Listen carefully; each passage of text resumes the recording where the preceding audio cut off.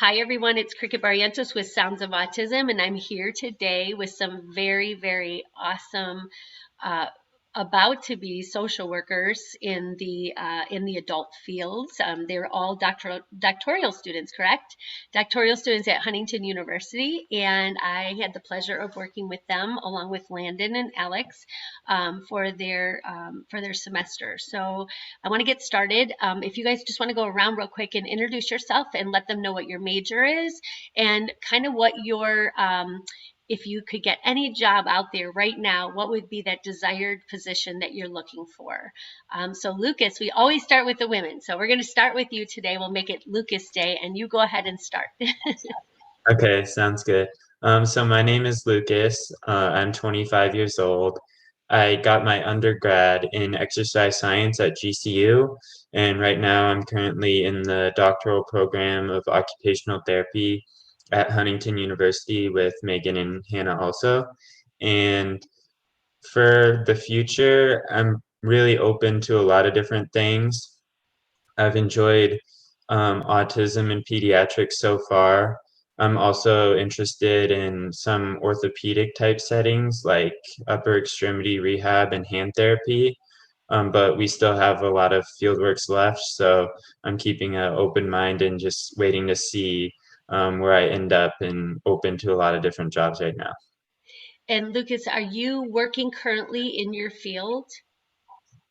No, not beside this is our field. I'm in your field work obviously for this semester, but right now we're full-time students. We have, I think, 23 credits, so we're doing a lot of schoolwork right now, but our full-time field work will begin, I think in August or September.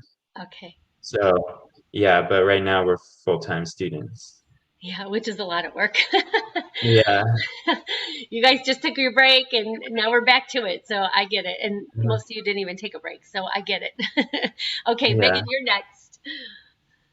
All right, so I'm Megan. I am almost 27, and I got my undergrad in public health at the University of Arizona. And I'm currently also in the doctoral program for occupational therapy at Huntington. When I originally started this program, I was convinced 100% that I wanted to do pediatric brain and spine injuries, and that's where I was going to specialize. But as the years have gone by and as we've gotten more experience, I've found a real love for autism. I also have a lot of interest in early intervention, trying to kind of help families understand what they are able to receive from different services. And I really like that younger age group.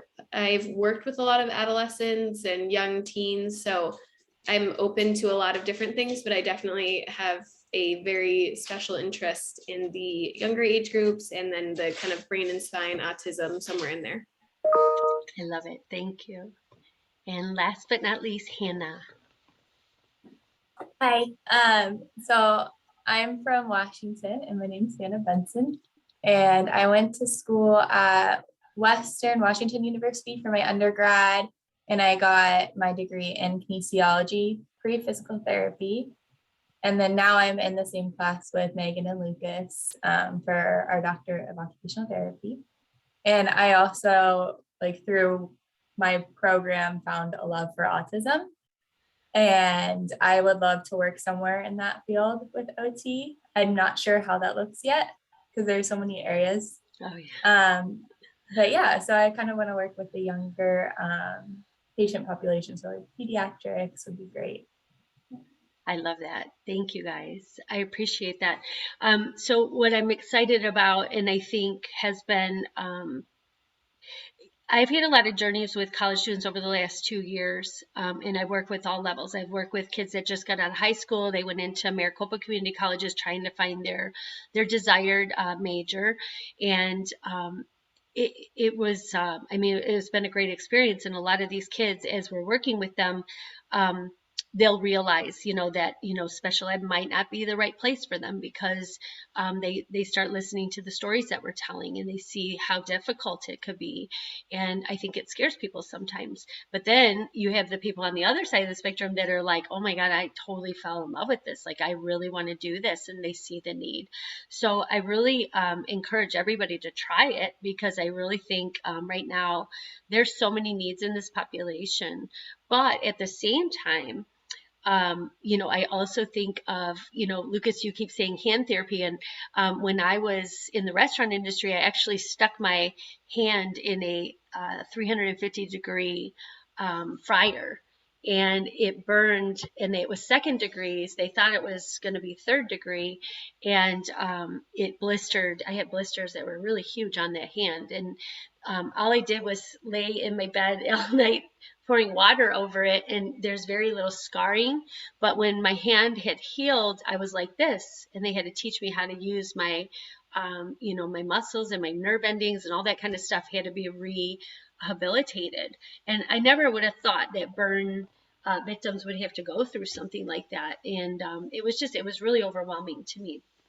So, you know, mobile skills and speech therapy and all of those types of things, like, you watch a lot of these kids, even the nonverbal kids, like, that's a tough community to work with, because there's so many moving parts.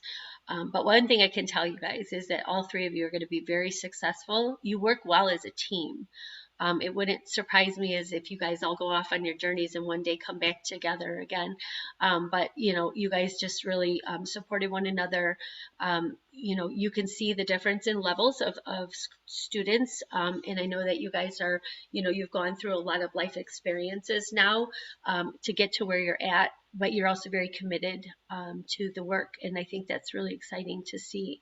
I'm blessed to have Huntington University under our umbrella as far as working with the populations, whether it's graphic design and technology or the social behavioral, because they go hand in hand. You're going to see a lot of the kids with the autism spectrum, their love and passion and their natural abilities is to work with technology. So this is going to be really a very positive, platform for a lot of this population as we get our information out there.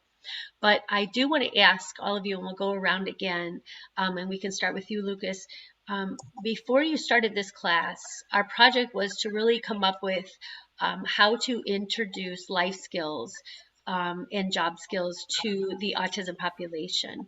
And we used the hybrid animal store collection that Landon and his friend Alex had created because we wanted to bring awareness, but use it in a fun manner and keep that interest, because animals were Landon's passion. So before we kind of started this, you guys knew some things about autism, but I think over time you've learned a lot. But I just want to know, from the beginning till the results, just today, how do you feel, or what do you feel you learned, or what are your takeaways from this class that maybe you didn't know when you first started this? Yeah, well, I definitely learned a lot about like knowing what certain autistic individuals like passions would be, or what they really enjoy, and then basing things off of that. So especially like Landon and his Lanimals, and how we kind of used the life skills for the Lanimals to create something, an end product that turned out really cool. And just being able to interact with Landon and do these final presentations, I think was really cool for each of us to kind of learn communication and how to ask questions and wordings and stuff like that. So it'll be really helpful no matter what field we end up in, because there's always going to be people with autism like in the communities, and especially places where we're working. So I think just learning the communication styles and the importance of life skills and work skills and job skills has been really awesome. What do you think, Lucas, was one of the hurdles that you felt? You saw this population, you saw the work that you put into this and stuff. What was the one thing that really kind of was a aha moment where you were like, wow, I didn't realize this? Or, was there something that stuck out through the weeks that we were working that you were like, I had no idea. And it was just that, like I said, that aha moment for you. Um, I can't really think of a specific moment, but I think it's from having like Landon and Alex on and some of the stuff they say and their preferences. Like Landon has said a few times, like slow. He likes like to slow down or brushing the teeth slow. So I think just learning that there are certain things that individuals will prefer and kind of learning that right away and trying to like base how you talk to them and how you work with them off of their preferences and what they enjoy and not trying to do something your way, but being open to doing things their way and I love how it. they enjoy things. Good job, Lucas. That is amazing. Yeah, because that's patience, which is something that we teach, but it's also being hands-on with this community. And this is why we work with law enforcement.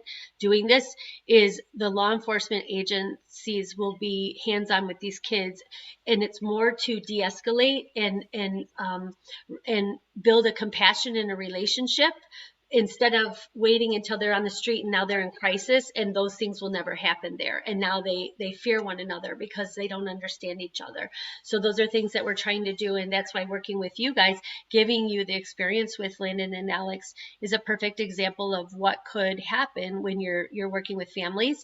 And to be able to say that you've had those experiences, it will offer you the opportunity to kind of talk to mom and dad, what is the best way to get to the result with your child, and including the parents so that they understand that you understand their world. So good job on that. Megan, you're next on that. So one of the things that I learned, or I guess that stood out to me that I hadn't really thought of before, is previously in my mind, I was thinking, autism was just, that was the diagnosis. And I didn't really think about all the different levels that there were to it. It's not just autism, it's a spectrum. And when we started working on the life skills, and one of the pointers you had given me is, okay, well, what if that person is a little bit more delayed in that skill? Or what if that person is really advanced in that skill? Or what if that person also has obsessive compulsive disorder or attention deficit hyperactivity disorder? You have to think about the things that interplay with the autism. And that was something I knew, but I hadn't thought about. And so it was very interesting. And that was kind of my aha moment, is it's not just a generalized thing. You can't just give someone the 5 steps and expect them to understand. You have to be able to grade down and grade up, and then also think about what other things are going on that could interplay with it. So that was definitely my takeaway. I love it. And I like it with the parking lot piece of it, because it gives you guys options. Now you understand, like, okay, we can put that there, and it just gives you ideas of how to modify quickly without having to worry about figuring that out. And this kid's watching you like, okay, she has no idea, because they know they're going to watch and they're going to be like, okay, this lady has no idea what she's doing, and you want to show them that I can modify to your world, because it's building that trust with them, right? Because they're very with their senses being hyper, like that, they can feel your stress and your anxiety. They watch your facial expressions, and they'll know right away. So you just want to be able to just keep going. So good. Thank you. Hannah, you're next. So one thing that really stuck out to me is when you were talking about like educating the police officers on autism. And I actually was interacting with a police officer, and I was thinking, when I was interacting with them after, I was thinking about how it would be for autistic individuals in that situation, and just how stressed I already was when I hadn't done anything wrong. Right. And so they were just having a conversation with me, and the tone and how they were talking could have totally been taken a different way, and could have completely made other individuals very stressed. So that was one thing, just taking what you were talking about, what you were doing, into real life, and me just noticing my surroundings better. And then also another thing was the importance of visuals too. with the presentation with Landon and showing him the pictures and how the pictures are really helpful for him and helpful for me too, to show him and like explain the little things in the pictures. And then also watching you and Landon interact really helped show me how to like slow down what I was saying too, and make sure that I was saying in a way that was coming across and easy to understand too. I love it. And I know this is probably going to hang up on us. We might have to jump back on, but I want to say one more thing to you guys. When Landon looks to me for answers, it's because we talked about independent thinking and answering. So I just want you to remember that when you see these kids doing this, sharing with mom and dad the reason that those things are happening so that they